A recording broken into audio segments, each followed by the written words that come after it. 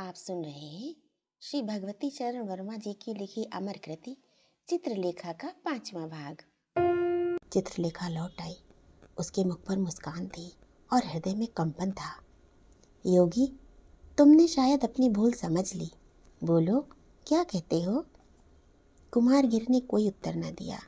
वह उस चांदनी में चित्रलेखा के सौंदर्य को निरख रहा था। उसने चित्रलेखा का श्रृंगार देखा और श्रृंगार भार से पुलकित सौंदर्य देखा। उसने मदिरा देखी और मादकता देखी।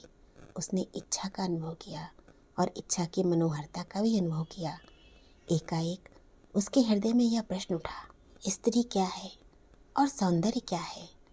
भगवान ने इन चीज़ों की रचना क्यों की? प्रश्न अनुचित था। वर्षों की चिर संचित विचारधारा ने कहा, क्या मैं अपने मार्ग से विचलित हो रहा हूँ? भरपूर प्रयत्न करके उसने एकदम से ही इस विचारावली को दबा दिया। सुंदरी, किस भूल की ओर तुमने संकेत किया था? अपनी जान में मैंने कोई भूल ही नहीं की थी। प्रतिवाद करना उचित न था देव, क्षमा करना। जिसको मैं गुरु बनाने आई हूँ वह भूल नहीं कर सकता। मैं अपने शब्दों पर क्षमा चाहती हूँ। हाँ, अभी तुमने पूछा था कि मैं तुमसे क्या कहना चाहता हूँ, और शायद तुम यह भी पूछो कि मैंने तुमको क्यों बुलाया था। मैं स्वयं ही नहीं जानता कि मैंने यह सब क्यों किया। निश्चय ही मैंने इस बार एक बड़ी भूल की थी। फिर भी जब मैंने तुमको बुला ही लिया है तो एक बात कह दूं, वो ये, मैं तुमको दीक्षा देने में असमर्थ हूँ। असमर्थ ही नहीं हूँ, वरन यह काम मेरे लिए असंभव है। तुम्हें दीक्षा देने का अर्थ होगा शायद तुमसे स्वयं ही दीक्षित होना, और उसके लिए मैं तैयार नहीं। कुमारगिरी की आंखें अस्ताचल पर जाते हुए चंद्रमा पर पड़ी। चित्रलेखा गंभीर थी। उसके मुख पर निराशा का पीलापन था। उसके नेत्रों में करुणा की छाया थी। धीरे से उसने कहा, देव, तुमने जो भूल की उसका तुमसे अधिक दुख मुझको है। क्या करूं?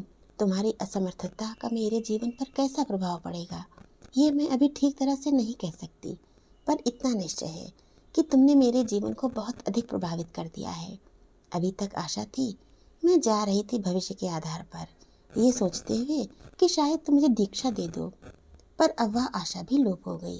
तुम्हारे मतानुसार मेरा जीवन अंधकारमय है। मैं तुम्हारे प्रकाश को देखना चाहती हूँ। चाह पूरी नहीं हो सकती, पर इसके लिए मैं तुम्हें दोष न दूंगी। मैं दोष दूंगी अपने भाग्य को। इतना कहकर चित्रलेखा योगी कुमारगिरी की और निकट चली आई। योगी निस्तब्ध खड़ा था।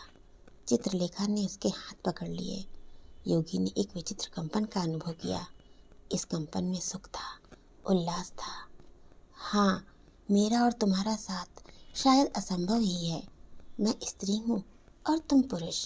मैं नर्तकी हूँ और तुम योगी। मेरा क्षेत्र है वासना और तुम्हारा क्षेत्र है साधना। दोनों में प्रतिद्वंद्विता है। तुम मेरे जीवन में बवंडर की भांति आकर निकले जाते हो। ठीक ही है, प्रयत्न करूंगी कि भविष्य में मैं तुमसे न मिल सकूं, पर इसके पहले कि हम दोनों पृथक हो जाएं, योगी, मैं तुम्हारे पैरों की धूल अपने मस्तक पर चढ़ाना चाहती हूँ। चित्रलेखा कुमारगिरी के पैरों पर गिर पड़ी। कुमारगिरी का हृदय धड़क रहा था। चित्रलेखा को पैरों पर गिरा हुआ देखकर वह चौंक सा उठा। उसने चित्रलेखा को उठा लिया। ऐसा करने में योगी के हाथ चित्रलेखा के उरोजों से स्पर्श कर गए। चित्रलेखा आनंद से पुलकित हो उठी।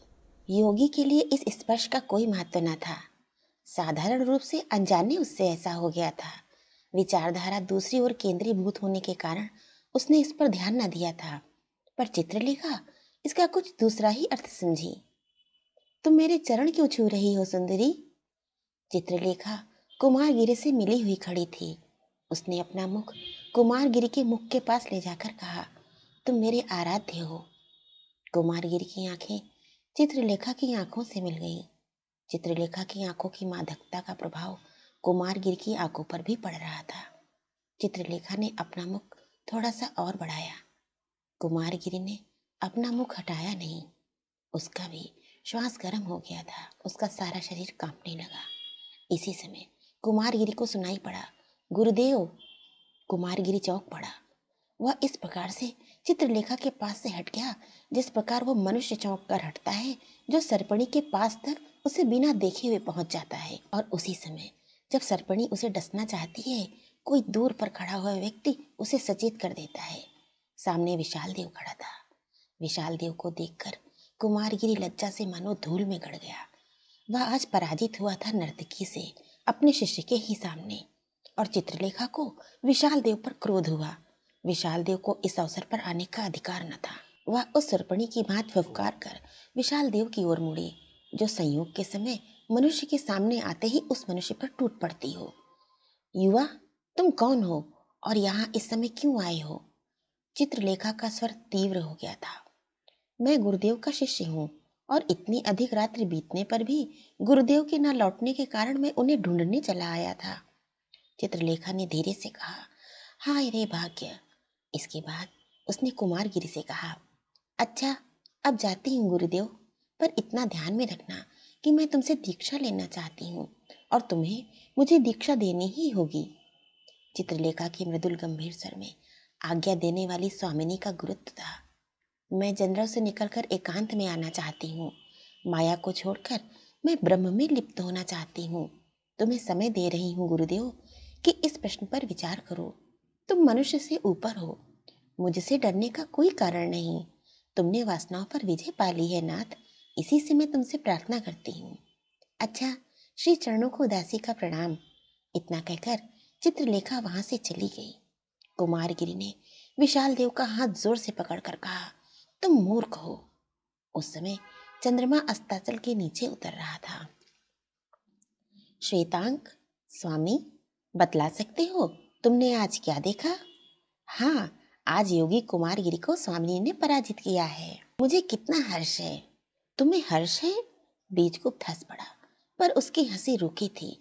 तुम्हें हर्ष है कि चित्रलेखा ने कुमारगिरी को पराजित किया? पर श्वेतांक, मुझे दुख है। तुम शायद मेरी बात पर आश्चर्य करोगे, पर बात ठीक है। तुम हंस सकते हो, मैं भी शायद हंस सकता हूँ, पर मेरी आत्मा रोती है। श्वेतांक ने आश्चर्य से पूछा, मैं स्वामी का तात्पर्य नहीं समझ सका। नहीं समझ सके?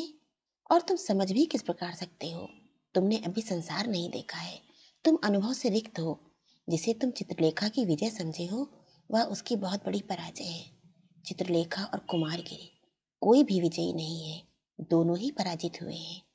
परिस्थिति का चक्र तेजी के साथ घूम रहा है, उसी के फेरे में ये दोनों प्राणी फंस गए हैं। श्वेतांक बीजगुप्त की बात अब भी नहीं समझ सका। उस समय तक रथ बीजगुप्त के द्वार तक पहुंच चुका था। दोनों रथ से उतर पड़े।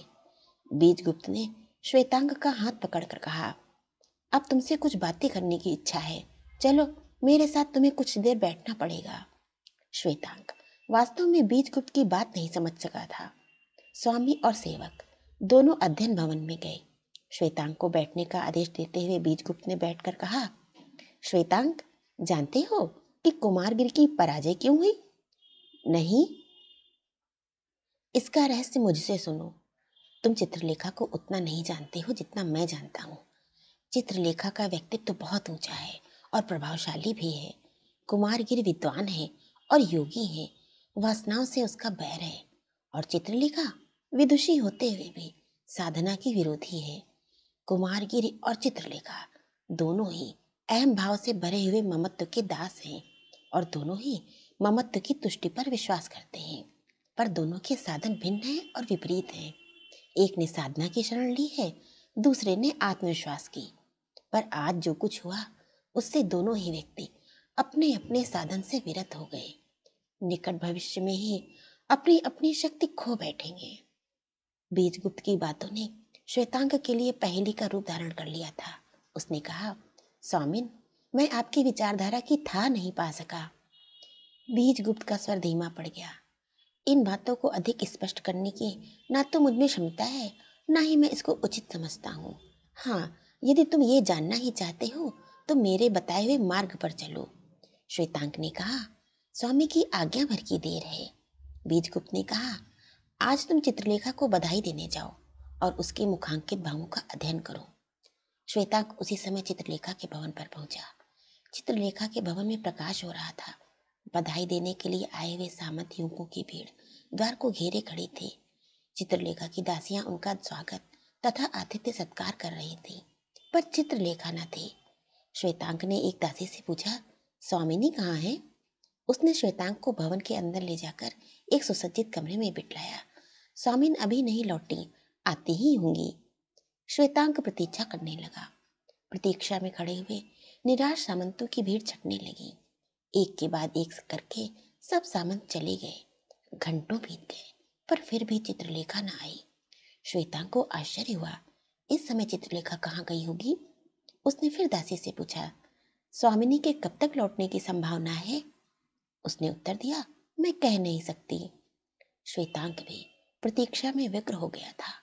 प्रायः आधी रात बीतने पर आ गई थी, पर चित्रलेखा का पता न था। श्वेतांक के मन में कई बार घर लौटने की इच्छा हुई, पर उसके कौतूहल ने उसे ऐसा करने से रोका।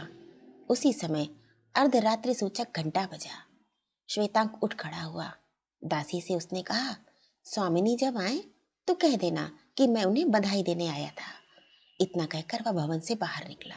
उसी समय चित्रलेखा का रथ उसे आता हुआ दिखाई पड़ा। श्वेतांक रुक गया। श्वेतांक ने रथ से चित्रलेखा को उतारा। चित्रलेखा श्वेतांक को देखकर मुस्कुराई। कहो श्वेतांक, इतनी रात्रि तक तुमने जागने का कष्ट क्यों उठाया? स्वामिनी को बधाई देने के लिए।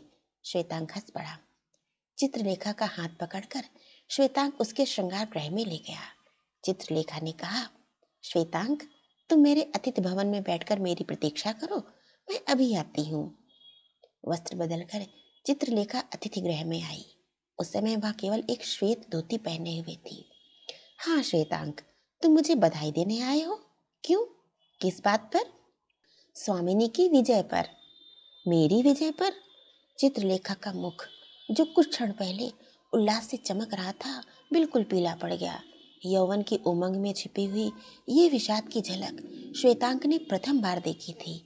वह इसका अर्थ नहीं समझ सका। सुंदर मुख का प्रत्येक भाव परिवर्तन सुंदर होता है। विषाद का पीलापन लिए हुए वह वेश भी श्वेतांक को बड़ा मोहक लगा, और विशेषता इसलिए कि उसके पीले मुख पर सहस्त्रों दीप शिखाओं का प्रकाश पड़ रहा था। मेरी विजय पर? श्वेतांक, मैं बधाई की पात्री नहीं हूँ। यह मेरी विजय नहीं थी, वह मेरी एक बहुत बड़ी पराजय थी। चित्रलेखा ने भी वही बात कही जो बीजगुप्त ने कही थी, और दोनों ने ये बात गंभीरता पूर्वक कही थी। श्वेतांक को आश्चर्य हुआ। चित्रलेखा ने श्वेतांक के मुखांकित भाव पढ़ लिए। तुम्हें मेरी बातों पर आश्चर्य होता होगा, पर आश्चर्य न करने का कोई कारण नहीं है। जानते हो मैं अभी कहाँ गई थी? यह प्रश्न मैं भी पूछना चाहता था, पर साहस नहीं पड़ा। तो सुनो, मैं अभी आ रही हूँ कुमारगिरी की कुटी से। कुमारगिरी को अपमानित और लांछित करने का मुझे कोई कारण न था, और न मुझको कोई अधिकार था। मैंने जो कुछ किया वह बुरा किया। इस समय मैं उनसे क्षमा प्रार्थना करने गई थी। श्वेतांक अवसन्न रह गया। चित्रलेखा का ये कैसा भाव परिवर्तन था, यह वह समझ न सका। उसने पूछा, पर जो ठीक है उसको बतला देना प्रत्येक मनुष्य को उचित है, और जो मनुष्य धोखा देकर मनुष्य को भ्रम में डाल रहा हो, उस मनुष्य की वास्तविकता पर प्रकाश डालना कर्तव्य है। देवी, तुमने जो कुछ किया वो ठीक किया। इसी बात का तो मुझे दुख है। मैंने जो कुछ किया उसे सारा संसार ठीक समझता है, पर मैं ठीक नहीं समझती। कुमारगिरी योगी है, और उसमें शक्ति है। उसका सत्य और ईश्वर, ये दोनों ही उसकी कल्पना जनित थे, पर साथ ही मनुष्य में इतनी उत्कृष्ट कल्पना का होना भी असंभव है। इस कल्पना का स्रोत कहाँ है, यही प्रश्न है। कुमारगिरी में सृजन की शक्ति है। मैंने जो कुछ किया वो विनाश का काम था। व्यक्तित्व की उत्कृष्टता किसी भी बात को काटने में नहीं होती, उसे सिद्ध करने में होती है। बिगाड़ने में नहीं होती, बनाने में होती है। पर यदि मनुष्य ऐसी इमारत बनाता है जो उसमें रहने वाले व्यक्तियों को हानिकारक है, तो उसे नष्ट कर देना क्या उचित नहीं है? चित्रलेखा हंस पड़ी। तर्क से कोई लाभ नहीं। मैं इतना अनुभव कर रही हूँ कि मैंने बुरा किया, पर जो कुछ कर दिया वह कर दिया, उसका परिणाम भुगतना ही पड़ेगा। परिणाम? श्वेतांक के लिए एकदम दूसरी समस्या थी। कैसा परिणाम देवी? यह तुम्हें निकट भविष्य में मालूम हो जाएगा। चित्रलेखा ने दासी को पुकारा। अभी मैंने भोजन नहीं किया है, और श्वेतांक, संभवतः तुमने भी भोजन नहीं किया है। चित्रलेखा ने दासी को 2 थालों में भोजन लाने की आज्ञा दी। दासी चली गई। चित्रलेखा ने मदिरा की सुराही निकाली। स्वयं पीकर उसने श्वेतांक को भी मदिरा दी।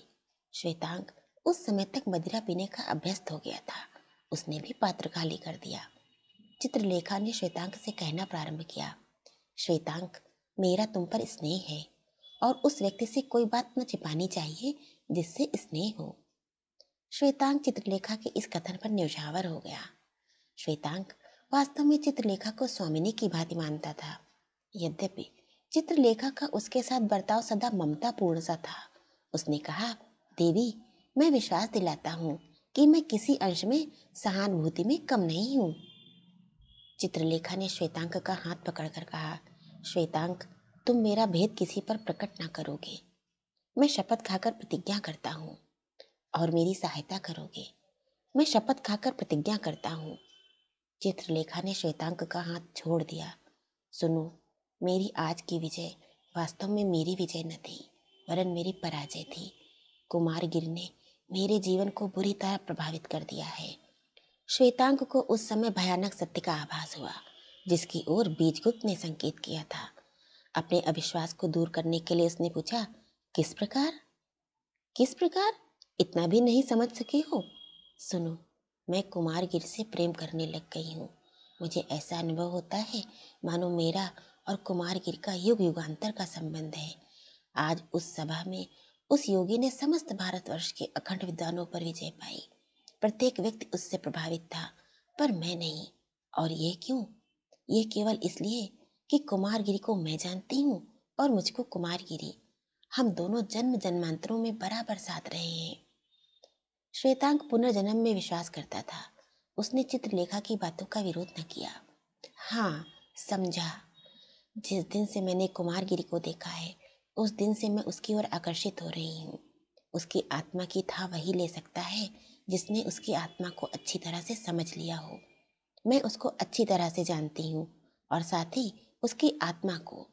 श्वेतांक, कुमारगिरि मेरे जीवन का प्रधान अभिनेता है। समझ गया हूँ देवी, पर मैं किस प्रकार सहायता कर सकता हूँ? दासी भोजन के 2 थाल परस कर ले आई। चित्रलेखा ने श्वेतांक को भोजन करने का आदेश देकर भोजन करना आरंभ कर दिया। भोजन करने के पश्चात चित्रलेखा ने कहा, हाँ, तुमने पूछा था कि तुम मेरी किस प्रकार सहायता कर सकते हो। तुम मेरी सहायता केवल इस प्रकार कर सकते हो कि तुम बीजगुप्त पर मेरा भेद प्रकट न करो। बीजगुप्त को मुझ पर अविश्वास होगा, पर तुम्हारा ये काम होगा कि तुम बीजगुप्त के अविश्वास को दूर कर दो। श्वेतांक कुछ सोचने लगा। चित्रलेखा ने उससे जो कुछ कहा था उसको करना श्वेतांक के लिए कठिन था। बीजगुप्त उसका स्वामी था। बीजगुप्त को धोखा देना स्वामी के साथ विश्वासघात करना था, पर साथ ही चित्रलेखा भी उसकी स्वामिनी थी। और साथ साथ चित्रलेखा ने श्वेतांक के मुखांकित भाव पढ़ लिए। उसने मदिरा का पात्र भरकर श्वेतांक के होठों से लगा दिया। उस समय चित्रलेखा मुस्कुरा रही थी। श्वेतांक ने पात्र खाली कर दिया। उसी प्रकार मुस्कुराते हुए चित्रलेखा ने बोला, बोलो, क्या तुम मेरी ये प्रार्थना स्वीकार करोगे? श्वेतांक मौन ही रहा। हाँ और नहीं, उसके मुख से कुछ भी न निकला। चित्रलेखा की मुस्कुराहट लोप हो गई।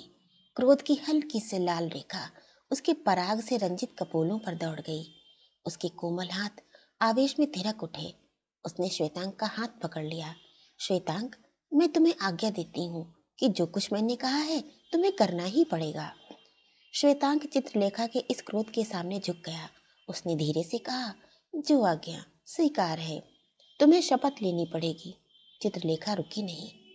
नहीं, तुम्हें शपथ लेने की कोई आवश्यकता नहीं। तुमने अपना वचन मुझको दिया है और अपने वचनों की पवित्रता पर तुम्हें ध्यान रहेगा, इतना मुझे विश्वास है। कहकर चित्रलेखा ने श्वेतांक के होठों से मदिरा का तीसरा प्याला लगा दिया। श्वेतांक के नेत्र बंद थे। उसने अपूर्व सुख का अनुभव किया। मदिरा पीकर उसने कहा, देवी, मैंने सदा तुम्हारी पूजा की है। मेरे जीवन का तुम्हारे जीवन से गहरा संबंध है। तुम मेरी स्वामिनी हो और मैं तुम्हारा दास हूँ। तुम्हारा प्रत्येक वाक्य मेरे लिए वेद वाक्य है, इतना विश्वास रखना। और अपने वचनों की पवित्रता के विषय में मैं केवल इतना ही कह सकता हूँ कि मैं नीच नहीं हूँ। श्वेतांक उठ खड़ा हुआ। चित्रलेखा ने कहा, क्या आज मुझे श्वेतांक को पहुंचाने का प्रबंध करना पड़ेगा? नहीं। श्वेतांक के नशे में कंपन न था, आत्मविस्मृति न थी। अभी होश में हूँ और होश में ही रहूंगा। इतना कहकर श्वेतांक वहां से चल दिया।